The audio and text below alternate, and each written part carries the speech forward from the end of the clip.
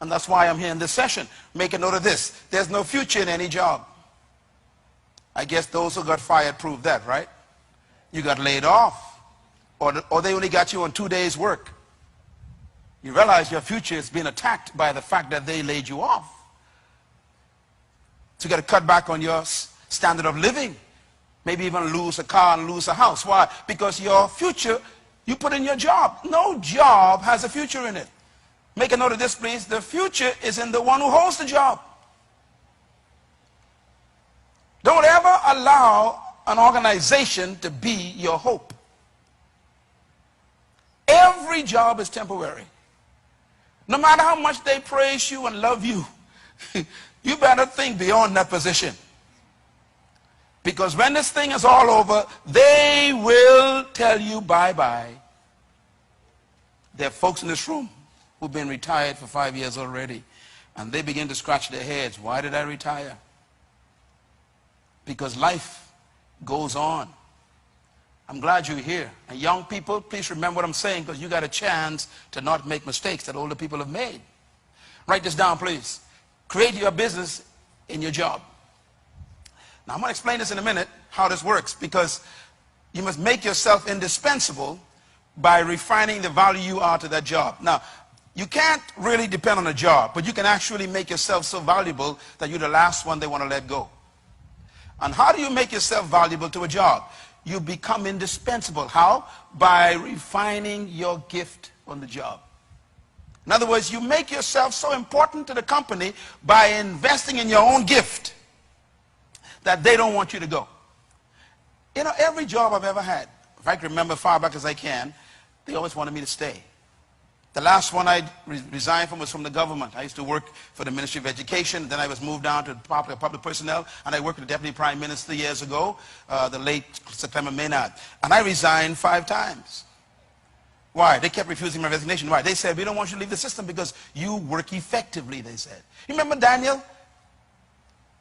You should read the book of Daniel sometime. Daniel made himself so valuable, the king said he was an excellent worker, and no one wanted to get rid of Daniel. There are some people who can't wait till you leave. Why? You're not an asset. You are a deficit to the company. There are supervisors praying for you to resign.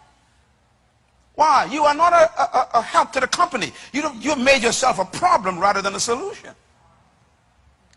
When there's a downsizing taking place in an economy like this, the first person to let go is the one who caused all the problems. That's probably why some people are fired, because you think it was, no, they are happy for the crisis. Why? Finally can get rid of you legally and give a reason for it. Yeah, because you make yourself a nuisance. But if you make yourself indispensable by serving your gift with quality and becoming more and more valuable by solving problems for people, they won't let you go. As a matter of fact, I'm going to show you before we end this session that the key to becoming prosperous is solving problems. You are kept for the problems you solved. You are let go for the problems you create. People ask me all the time, how you doing? My answer is, I'm a solution, not a problem. And I mean that. I said to myself all the time, I solve problems. That's why I'm valuable. I'm valuable because I'm solving your problems tonight. If you want to become the same way, you got to be able to find problems that you can solve and then solve them. Don't look for a job, look for a problem. People looking for money. Don't look for money. Look for a problem. You solve problems, you get paid. So that's different between your job and your work. Let me give you the differences real quick. Never confuse your job with your work. Why? Your job is what they train you to do. Your work is what you were born to do. Your job is your career. Your work is your life assignment. Your job is your skill. Your work is your gift. You know why they let people go during the crisis? Because your skill come a dime a dozen. They could fire you because they don't need your skill, but they can never fire your gift. It goes with you. A person who knows their gift can never get fired. This is why you have to study, what is my gift? Now, our problem is our cultures have not trained us to find our gift. They train us to find a job. So they tell you, go get a skill. Remember those words? The problem is, your skill is dispensable.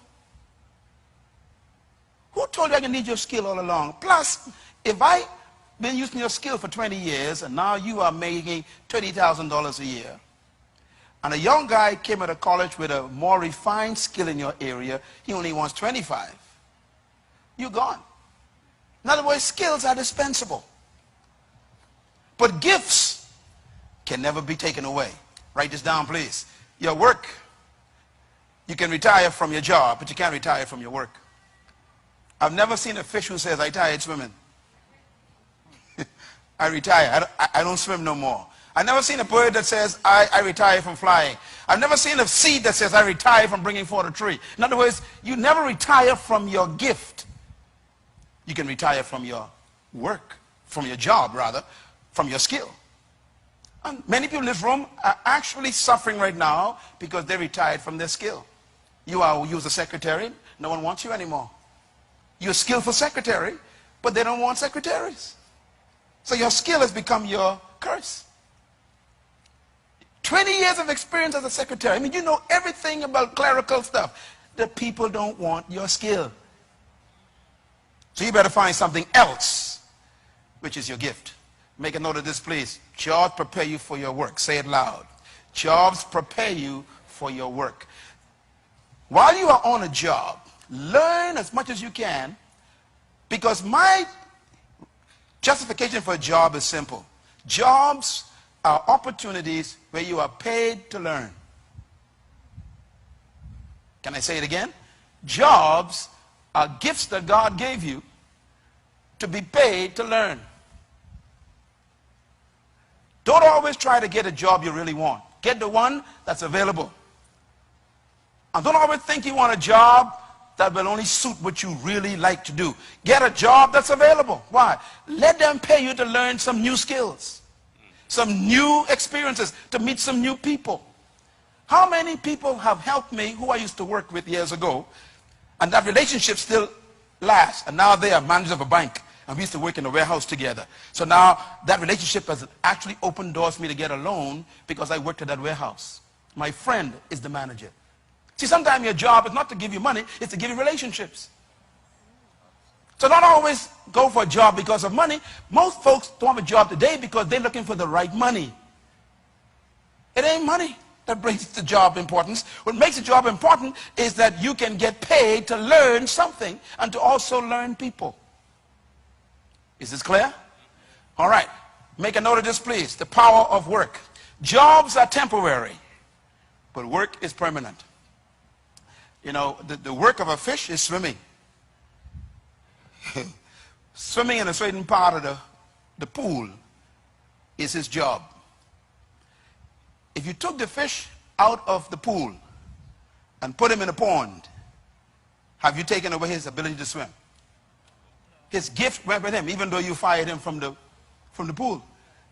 See, when they get rid of you, carry your gift with you. Wherever you land, keep on swimming. Because it wasn't the skill that they took away from you. It was the location for you to be in your gift.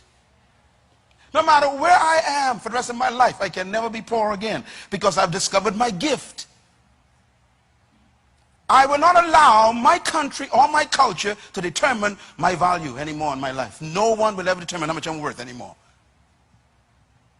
And you got to get to the point where you are free from the spirit of jobs and you ignite the spirit of work and use every job to refine your work. Make a note of this, please. You can never retire from your job, from your work rather, but you can retire from your job. Retirement is not in the Bible. It's a capitalist concept. Retirement is not even biblical. You are never supposed to retire. You're supposed to simply finish your work and leave. I have finished my course. Paul never retired. Christ said it is finished. He didn't retire. You leave after you finish something. Some of the most miserable people in the world are retired people. Do you know why?